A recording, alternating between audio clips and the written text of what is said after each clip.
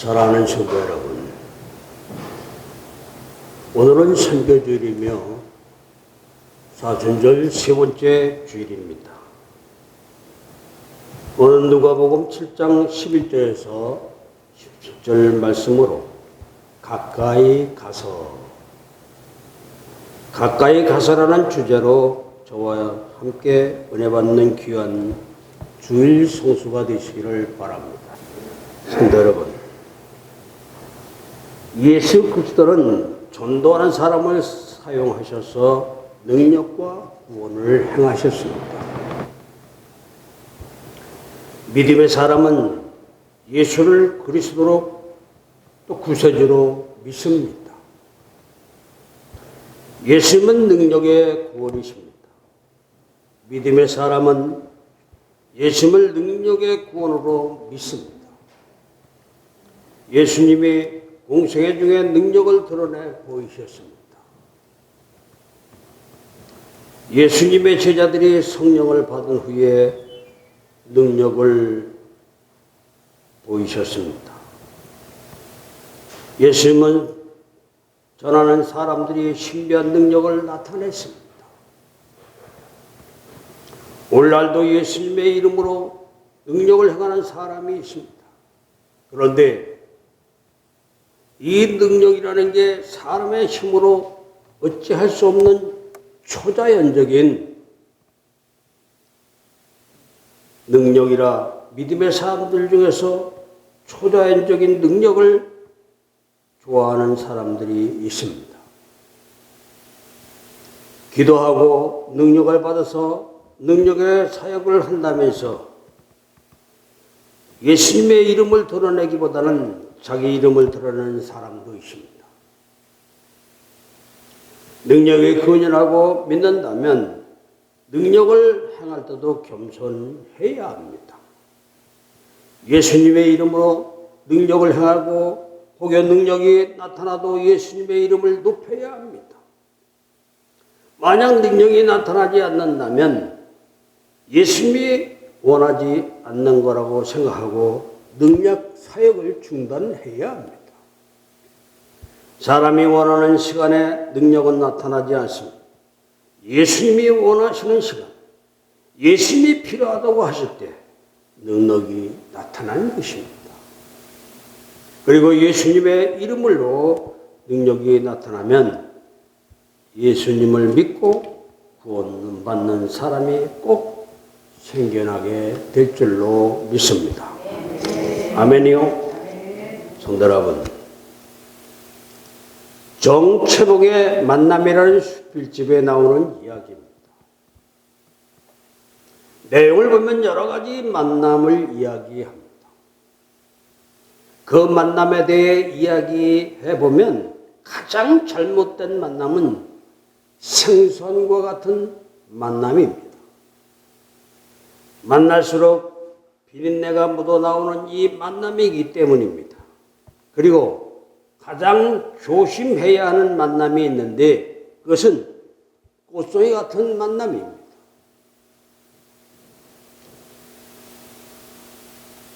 이 꽃송이는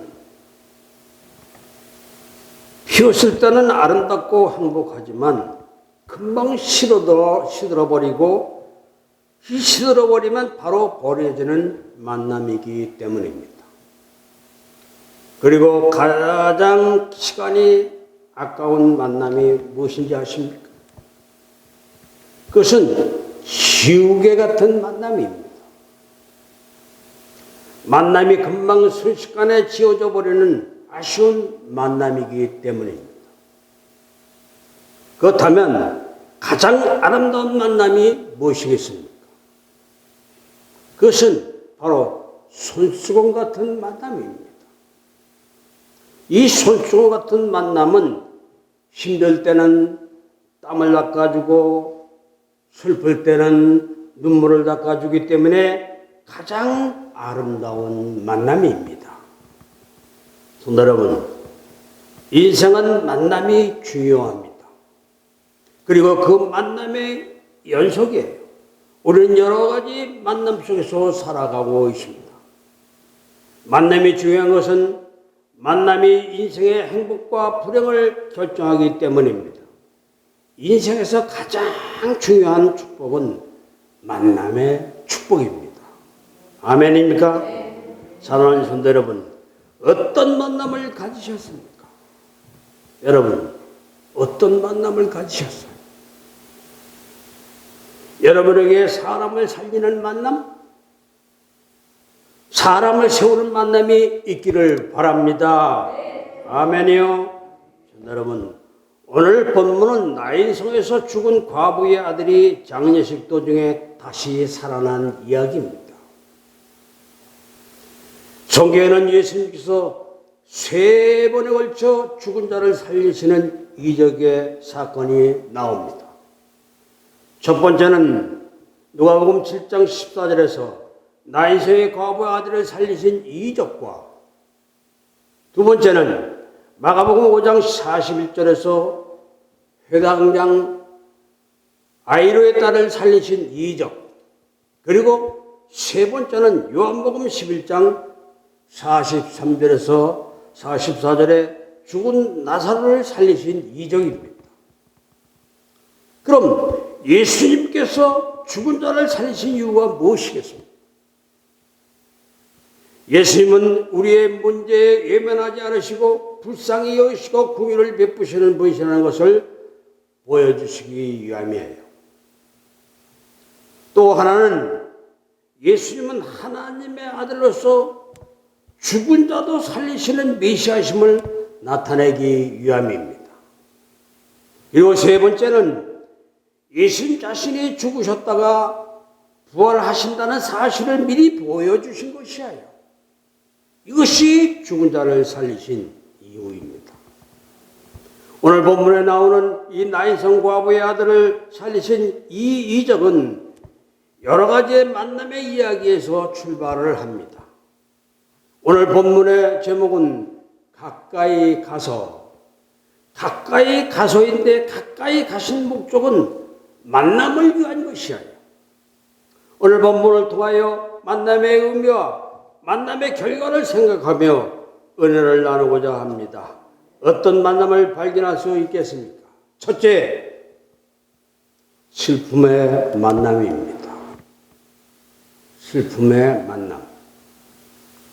사랑하는 성도 여러분, 오늘 본문 12절을 우리 다 같이 한번 읽어보겠습니다. 시작.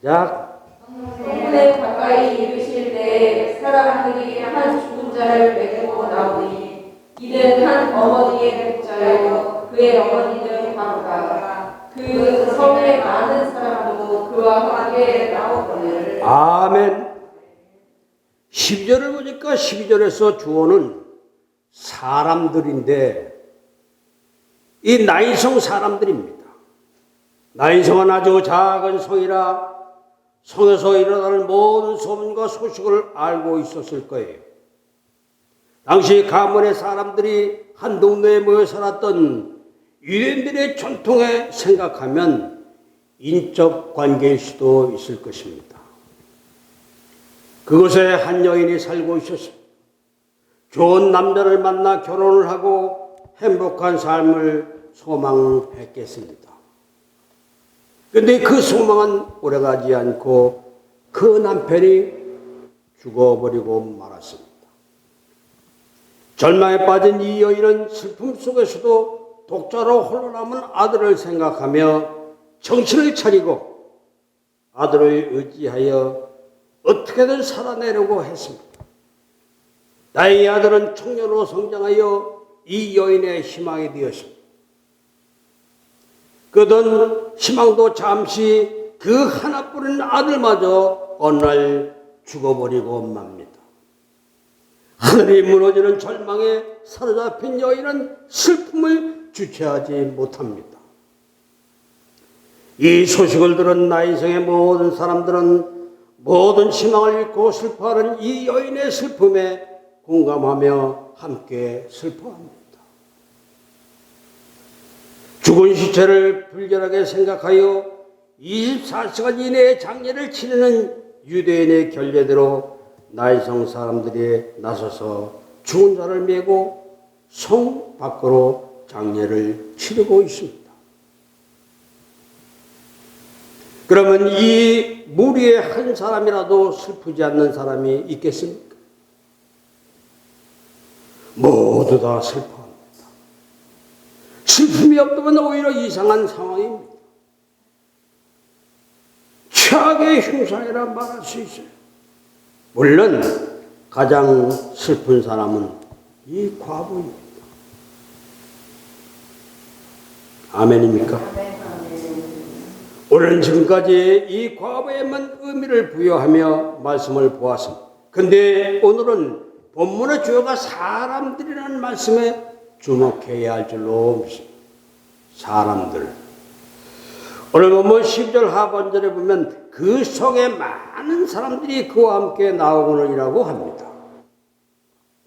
수많은 사람들이 슬픔을 가지고 이 죽음의 행렬을 따라갑니다.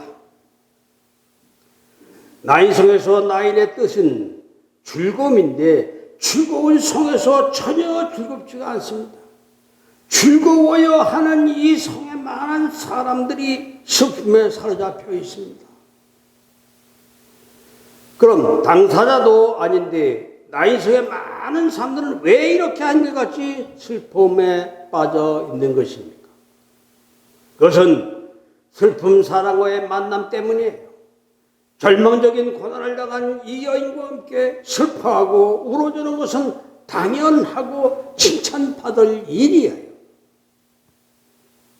그런데 그렇게 절망과 슬픔에 빠진 여인과 함께 하니 자동적으로 슬퍼할 수밖에 없는 것이 현실입니다. 슬픔 현장에 서 있으면 나도 슬픔 수밖에 없어요. 이 여인은 슬퍼하고 싶지 않았겠습니까? 절망하고 싶지 않았겠습니까? 행복하고 싶었을 거예요. 그러나 인생은 그 뜻대로 되지 못하고 슬픔이 그 여인의 삶에 찾아왔습니다. 그것도 슬픔은 항상 다른 슬픔을 친구로 데리고 온다는 옛말과 같이 연이어 닥친 슬픔이었어요. 남편이 죽고 아들까지 죽습니다. 우리가 잘 아는 시편 90편 10절은 인생의 슬픔 그 자체라고 말씀하고 있습니다. 시편 90편 10절에 보면 우리가 연수가 72요 강건하면 80이라도 그 연수의 자랑은 수고와 슬픔뿐이요 신속히 가니 우리가 날아가니라라고. 아멘이요? 아멘입니까? 성도 여러분, 그렇습니다. 인생은 수고와 슬픔을 벗어날 수가 없습니다.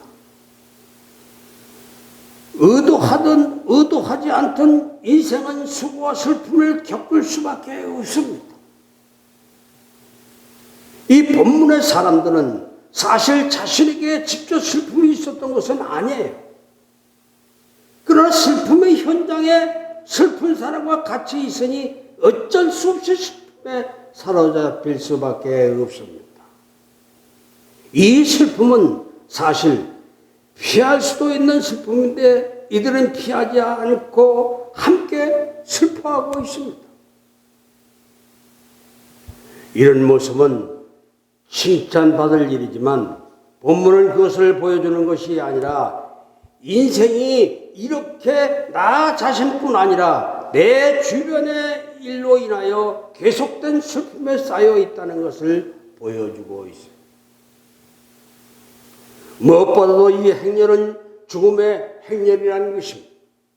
인간은 태어나서 결국 이 행렬 속에 들어갈 수밖에 없습니다. 그래서 슬픈 것이야. 함께 슬퍼해줘도 이 슬픔은 반감이 되지를 않습니다. 그래서 슬픈 것이 인생임을 이 말씀을 통하여 깨닫게 되시기를 바랍니다. 아멘. 아멘. 두 번째로 기쁨의 만남입니다. 기쁨의 만남. 사랑하는 성도 여러분, 11절을 보겠습니다. 우리 다 같이 읽어보겠습니다. 시작. 그 후에 예수께서 나인이라는 성으로 가실새 이르시되 제자와 많은 무리가 동행하더니 아멘. 11절에서도 주어를 살펴보게 보면 쉽게 예수께서가 주어라는 것을 알 수 있어요. 우리가 성경을 보면 주어가 어딘지, 주어가 누군지 그걸 꼭 밝혀야 됩니다. 그래야 그 뜻을 알 수 있어요.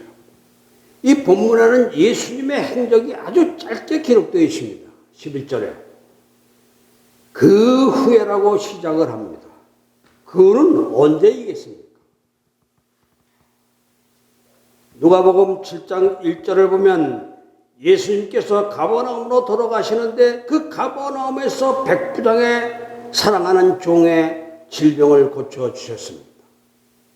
그리고는 예수님은 약속이라도 있는 듯이 길을 개척하여 나인성으로 부지런히 가셨습니다. 어떤 신학자는 이 장면을 왕진하시는 예수님이라고 표현했어요. 왕진하시는 예수님. 그만큼 예수님께서 특별하게 관심을 갖고 가신 곳입니다. 나인성은 가버나움에서는 하루길이고 갈릴리에서 요단강 협곡을 따라 예루살렘으로 가는 길목에 위치한 작은 동네입니다. 그리고 이스라엘 평원의 끝자락에 있어서 농사도 비교적 잘 되는 비옥한 지역이었습니다. 왜 이 말씀을 드리는가 하면 예수님이 가버나움에 나인성으로 가실 때 제자들만 데리고 가시지 않았다는 사실을 설명하기 위해서예요. 11절에 보면 제자들뿐 아니라 많은 무리가 동행하더니라고 합니다. 가버나움에서 나사렛에서 그리고 나인성으로 가는 길에 농사하던 많은 사람들이 예수님을 따라 나인성으로 들어가고 있습니다. 이 사람들의 모습을 생각해 봅니다. 한결같이 기쁨이 넘치는 모습으로 가고 있습니다. 가버나움의 백부장이라는 사람의 종을 고친 이 소식의 소문이 벌써 쫙 퍼졌을 거예요. 오늘 본문 17절 오면 뭐라고 합니까? 다 같이 예수께서 대한 이 소문이 온 유대와 사방에도 퍼지니라. 아멘이요. 바람는 말이 천리간다는 말처럼 이 갈릴리에서 일어난 이야기가 온 유대와 사방으로 퍼졌습니다. 그래서 우리는 갈릴리에 당연히 소문이 났을 것이라고 짐작해 봅니다. 그렇지 않다면 많은 무리가 예수님을 따를 수 없었을 것이에요. 이 설명을 길게 하는 이유는 이 사람들이 한결같이 기뻐한 이유를 찾기 위해서입니다. 왜 이 사람들이 이렇게 기뻐했겠습니까? 그것은 예수님과의 만남 때문이에요. 예수님을 만나니 저절로 기쁨이 넘치고 또 예수님이 무슨 이적을 행하실까 기대하게 되고 예수님을 통해 희망을 갖게 되고 거기 있던 사람들 중에는 슬픔이 있는 사람도 있겠지만 예수님을 따르는 순간 그 슬픔은 다 사라져버리고 기쁨으로 충만해졌다는 사실입니다. 앞에서 죽은 자를 메고 오는 이 장례 행렬을 사람들과 예수님을 따르는 사람들의 행렬을 보면 어떤 행렬에 서 있는가에 따라 삶이 달라진다는 것을 알 수 있습니다. 사랑하는 성도 여러분, 예수님을 따르는 무리들은 자기 병이 고쳐진 것도 아니고 환경을 변화된 것도 아니고 단지 예수님을 만나 따라갔을 뿐인데도 기쁨이 넘치는 모습을 봅니다. 아멘이요. 아멘. 여러분은 무엇을 따라가십니까? 죽음의 장례 행렬입니까? 아니면 생명의 예수 행렬입니까? 여러분은 지금 누구와 함께 하십니까? 슬픔과 만나십니까? 기쁨과 만나십니까?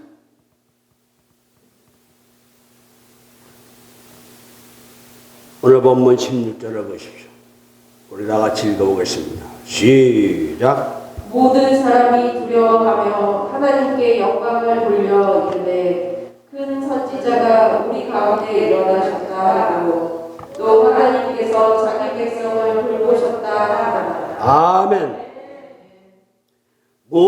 사람이 두려워하며 하나님께 영광을 돌려 이르되 큰 선자가 우리 가운데 일어나셨다 하고 또 하나님께서 자기 백성을 돌아보셨다 하더라. 자기 백성을 돌보시기 위해 이 땅에 오신 예수 그리스도를 따라가기만 하면 슬픔의 인생이 아닌 기쁨의 인생이 되는 줄로 믿습니다. 그러나 사람을 따라가면 결국 슬픔의 인생을 살 수밖에 없어요.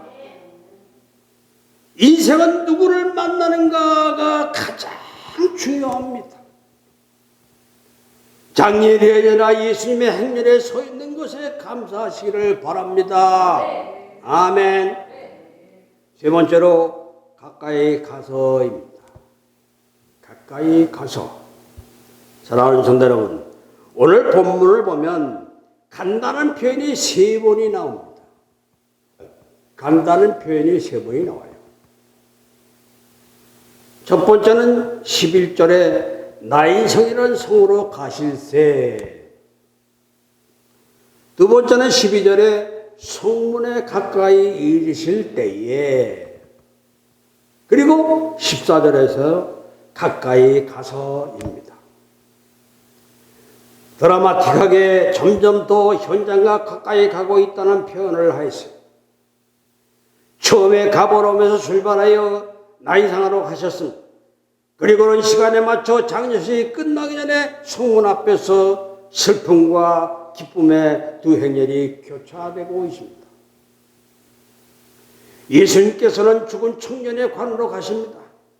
죽은 그 청년을 살리기 위해 재촉하여 가셨습니다.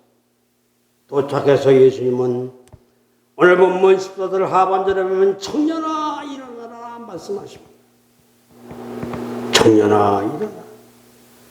죽음의 자리에서 아니 절망의 자리에서 일어나라고 말씀을 하십니다.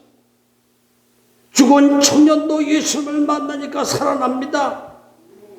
슬픔에 빠진 한 과부와 장례식에 있던 슬픈 사람들이 예수를 만나고 모두 다 한순간에 기쁨으로 바뀌어버렸어요.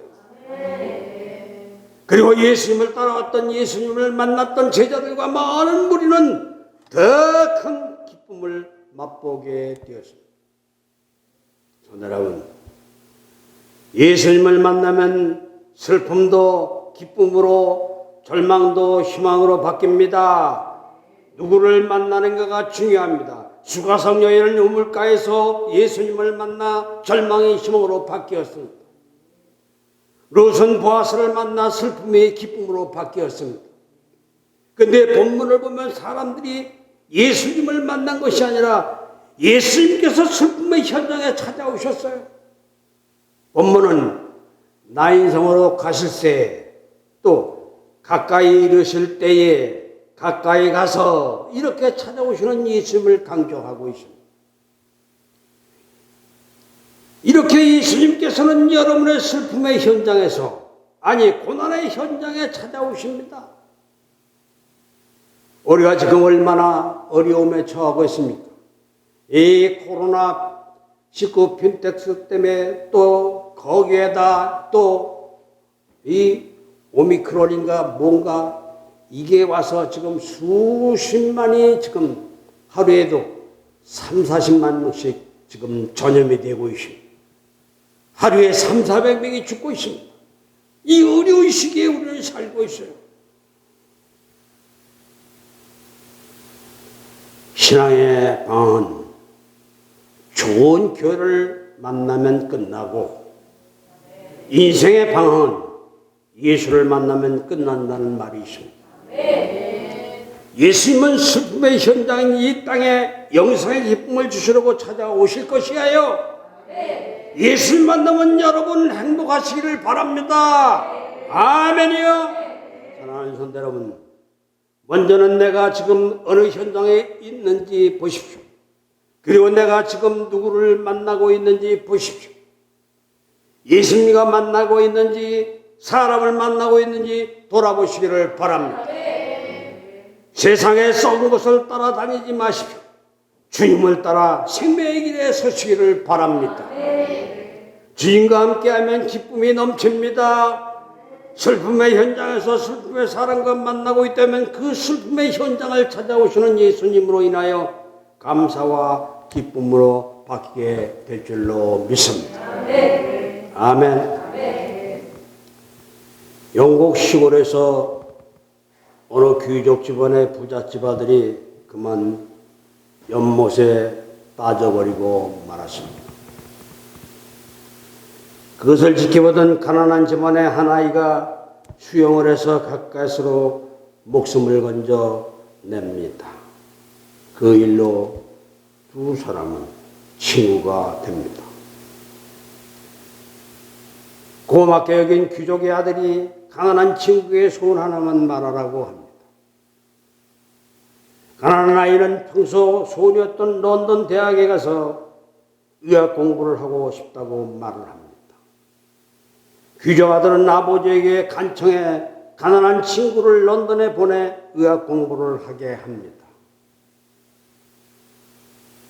그 마음에 열심히 공부하여 의과대학을 졸업을 하고 연구를 거듭해서 페니실린을 발명하게 됩니다. 이 가난한 사람이 알렉산더 플레밍입니다.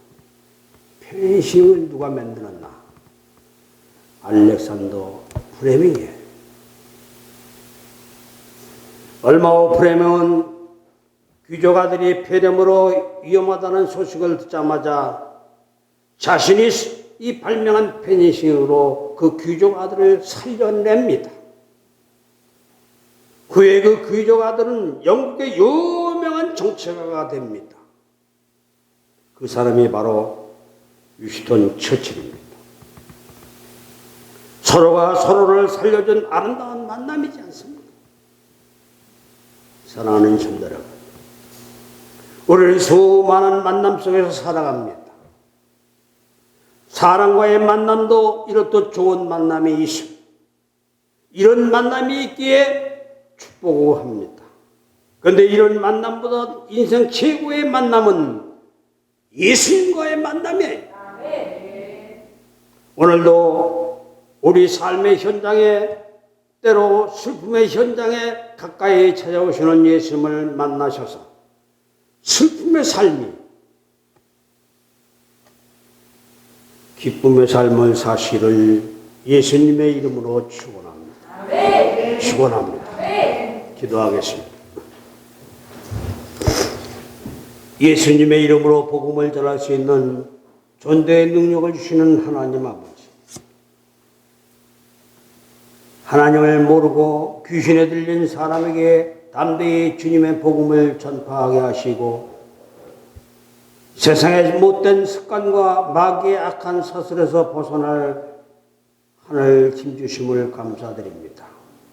이 재단이 오늘에 이르도록 눈물과 땀과 기도로 피를 아끼지 않았던 많은 성도의 헌신을 기억해 주시고 그들과 그 가정을 위로해 주시옵소서. 남들이 모르게 흘렸던 눈물을 닦아주시고 왼손이 하는 일을 오른손조차 모르도록 헌신과 수고를 아끼지 않았던 그 봉사가 천국에서 해같이 빛나게 하시옵소서. 그리고 그들의 자녀들이 하나님 앞에 설 사람이 끊어지지 않는 복을 누리게 하옵소서. 이 재단에도 하나님이 보시기에 아름다운 재단이 되기를 원합니다. 성도들이 서로 사랑하며 예수님의 마음으로 하나가 되어 지역사회를 섬기며 복음으로 일깨우며 예수님이 왕이 되어 다스려 주시는 천국 공동체를 이룰 수 있게 하옵소서. 이 재단에 크신 은혜와 사랑과 성령 충만함을 허락하시어 안 믿는 사람이 꼭 나가고 싶은 교회가 되게 하시고 믿는 성도들도 배울 것이 많아 찾고 싶은 교회가 되게 하옵소서. 가난하고 소외당한 사람들을 싸매는 교회가 되게 하시고 진정 하나님의 뜻을 이루기 위해 헌신하는 교회가 되게 하옵소서. 예수님의 이름으로 기도하옵나이다.